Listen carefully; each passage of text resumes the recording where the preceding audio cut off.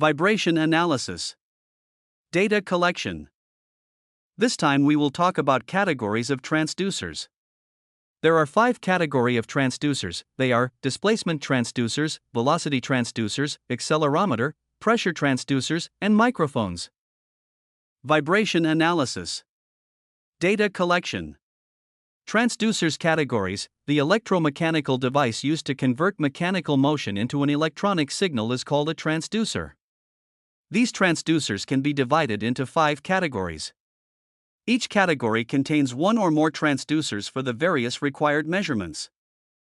The 5 categories are: number 1 is displacement transducers. This measure how far something is moving, normally in thousandths of 1 inch or mils.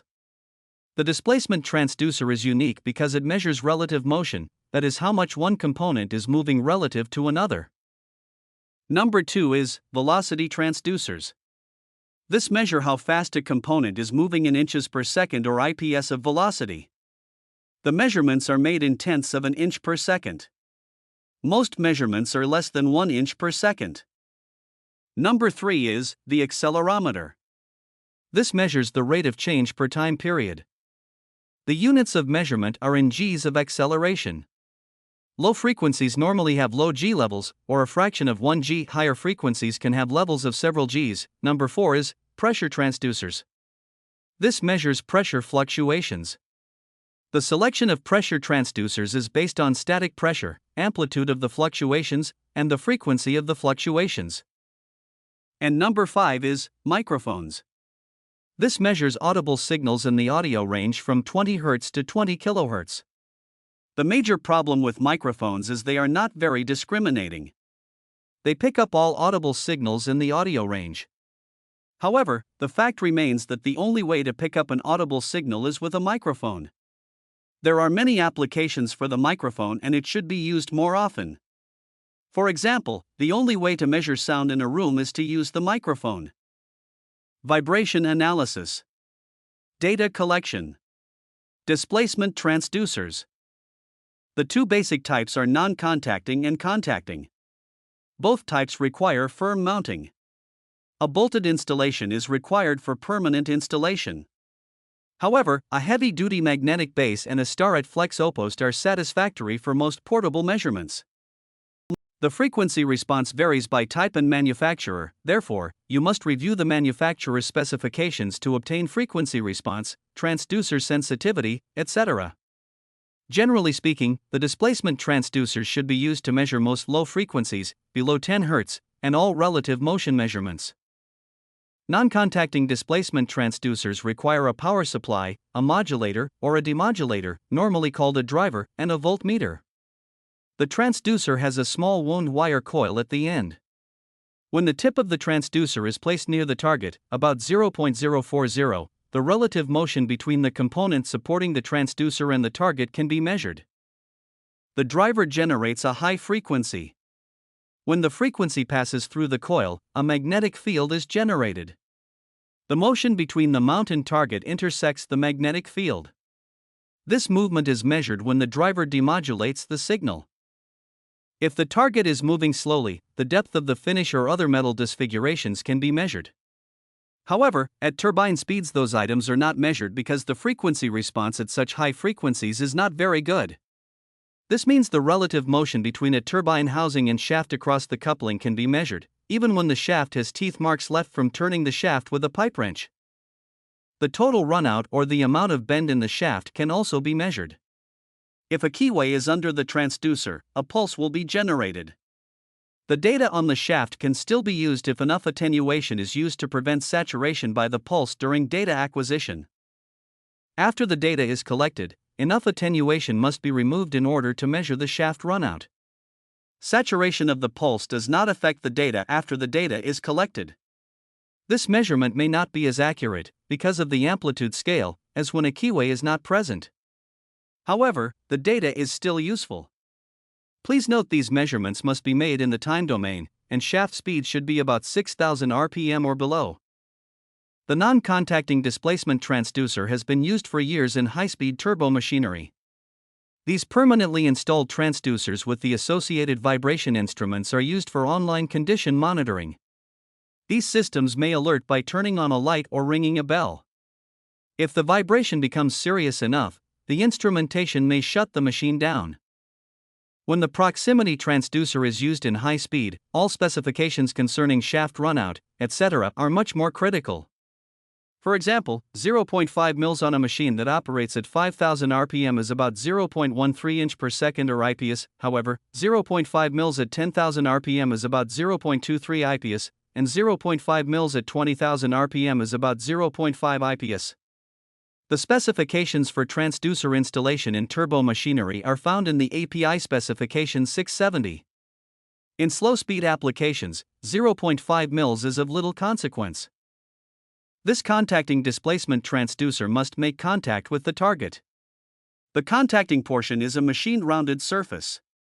The tip can be removed and has the same thread size as the tips on a dial indicator. This permits replacement of the tip with a variety of shoes or rollers. This transducer uses the linear variable differential transformer or LVDT principle. This transducer came out of the gauging industry, however, it is very effective in measuring low frequencies from DC to about 200 Hz. The measurement range and sensitivity varies. However, if the range is more or less than 200 mils, the normal sensitivity is 25 mV per mil. Note, the user should always refer to the manufacturer's specifications for the equipment being used. Dial indicators have been used for many years and will continue to be used for a long time. The usefulness of this tool is widely recognized. The development of the contacting and non-contacting displacement transducers establishes the dawning of a new era. The new era is the electronic dial indicator. If engineers, mechanics, millwrights, and technicians would start using the electronic dial indicator while the machine is in operation, to the same extent dial indicators are used on non-operating machines, untold millions of dollars could be saved in lost production and wasted man-hours and materials. Vibration analysis. Data collection. Velocity transducers. These transducers are voltage generators and do not require an external power source. Figure 3 contains a photo of a velocity transducer. Most velocity transducers employ a permanent magnet mounted on a stud. A coil of wire surrounds the magnet and the coil is supported by leaf springs. When mounted on a machine, the motion causes the wire coil to move through or intersect the magnetic field. You may recall from basic physics that any time a conductor is passed through a magnetic field, a voltage is produced. The coil is wound to produce an output proportional to the movement, normally 4 or 500 mV per inch per second. Since calibration is affected by wire size and the number of turns in the coil, calibration is determined during manufacturing, and recalibration is not required. The rugged construction and very low failure rate make this transducer the best choice for data collection with a portable instrument or a permanent installation for online systems. Before a final decision is made for any transducer, consideration must be given to temperature tolerance and frequency response. Once again, the manufacturer's specifications must be consulted. Generally speaking, the frequency response rolls off sharply below 10 Hz. This does not mean frequencies below 10 Hz cannot be measured. Quite the contrary, frequencies down to about 2 Hz can be measured, however, the amplitude is understated for frequencies below 10 Hz. The upper frequency range is to about 2 kHz. However, this author has measured frequencies well above 2000 Hz with a velocity transducer. Accurate measurements below 10 Hz should be made with a displacement transducer. Accurate measurements above 2000 Hz should be made with an accelerometer. Vibration analysis. Data collection. Accelerometer. 3 different accelerometers are required in most plants. Figure 4 contains a photo of an piezoelectric accelerometer. Number 1 is low-frequency accelerometer. This is required to measure the low frequencies that cannot be measured with a displacement transducer, for example, low-frequency vibrations in buildings, the earth, and some radar antennas. The frequency response of these accelerometers is from DC to about 500 Hz. Since low frequencies generate low G amplitudes, the sensitivity is often 500 mV per G or more. Number 2 is medium frequency accelerometer. A medium range accelerometer is also required for various measurements. The frequency response is often from about 2 Hz to about 10 kHz. However, the sensitivity may vary 15 or 20% on the high end. The sensitivity of these accelerometers is often 100 mV per G. Number 3 is high-frequency accelerometers. These are also required in most plants. These accelerometers can measure frequencies up to 100 kHz, however the amplitude accuracy may be more than 20%. The transducer sensitivity is often 25 mV per G or lower because high frequencies generate high G levels. The mounting of the high-frequency accelerometer is quite critical. The transducer should be screwed down, the mounting surface should be machined, and a couplant should be used between the transducer and machine surface. Most accelerometers are based on the piezoelectric crystal principle. A piezoelectric crystal responds to a mechanical motion by generating an electric voltage. The voltage amplitude is quite low, in the microvolt area, 1x10⁻⁻⁶. The piezoelectric crystal responds to an electrical voltage with a mechanical vibration. These crystals are used in this manner also for delay lines in some radar applications. In most applications, the frequency response of a crystal is determined by size. The larger the crystal, the lower the frequency. The smaller the crystal, the higher the frequency. Since the output of a crystal is so low, the signal must be amplified in, or very close to, the accelerometer. If this amplification is not accomplished, the signal may get lost in the electronic noise. When the accelerometer is used, it should be hard-mounted, i.e. either glued or screwed down. A large segment of industry is collecting data with handheld accelerometers, or accelerometers with a magnetic base. Such practice should be discouraged because some frequencies can be over or understated by as much as 12 dB, about 4 times the actual. Also, if you use the zoom feature, the resulting frequency window may contain noise rather than discrete frequencies. The reason data collected with a velocity transducer using a magnetic base are acceptable is because the velocity transducer is more forgiving. For example, a slight amount of movement caused by the mounting of the velocity transducer may not be observable with the unaided eye. This is true because first, the sensitivity is high, about 400 mV per inch per second. And the second, because of the roll-off of the frequency response at the low end. Also, looseness is a low-frequency phenomena. By contrast, all motion of the accelerometer is amplified.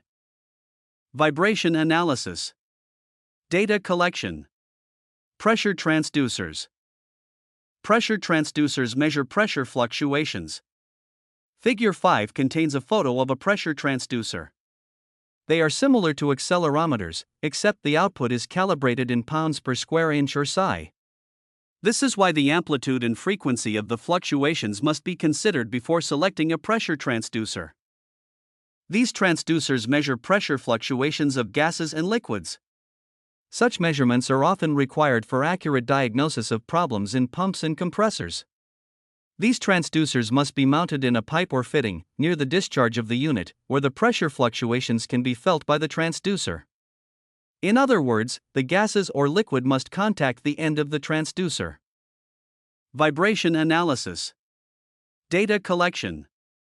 Microphones. A microphone is required to measure audible sound, or the audio range from 20 Hz to 20 kHz. The microphone is the only instrument that can measure sound. The units of measurement are dB above 1 mV. A wide range of microphones is available. The prices vary anywhere from less than $100 to several $1,000s. The discussion of sound measurement here applies only to determining the frequency of sound for noise abatement and equipment diagnostics. The measurement of sound to satisfy Occupational Safety and Health Administration or OSHA requirements is beyond the scope of this book. The measurement of sound can be accomplished with a microphone. The microphone will pick up all sound in the audio range. When this data is processed on the RTA, a frequency spectra is produced. Vibration analysis. Data collection. Once PER revolution markers. When balancing rotating machinery and performing synchronous time averaging and other tasks, a trigger or a once per revolution marker is required. There is no single best instrument for this task. Often, more than one instrument is required, depending on the variety of circumstances encountered. The two basic types of instruments that generate a trigger are magnetic and optical. There is a wide variety in each type. The discussion of each type is beyond the scope of this book. If the once per revolution marker is engineered for a pickup and installed on a rotor, then a wide variety of instruments can be used. If you have to trigger from a shaft or component, your best option may be the non-contacting displacement transducer installed over the keyway. Warning: before attempts to install are made, the shaft should be viewed with a strobe light to ascertain that a key is not present. If the trigger must be obtained from color contrasts on slow-speed equipment, the fiber optic pickup may be the best choice. A laser tachometer is also quite useful and has a broad application. However, it may not be useful in every situation. Also, as with other once per revolution markers, mounting sometimes poses a challenge. Vibration analysis. Data collection. Multiplexer. Multiplexers, sometimes called switching units, are available in two basic types. The first type is a master or control unit that controls other multiplexers. The second type is the slave unit that takes instruction from the master unit. Either unit can have manual control options and/or computer control.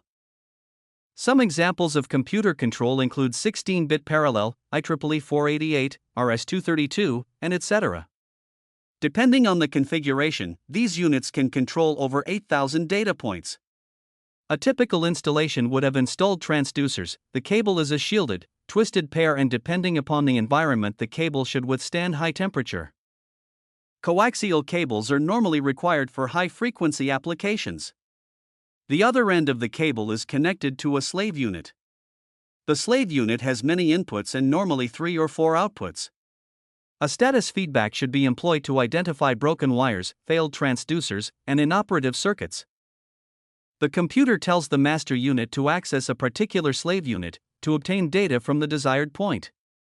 After data is collected, the next point is selected. This routine continues until data from all points have been taken, processed, and analyzed. The entire process starts over again.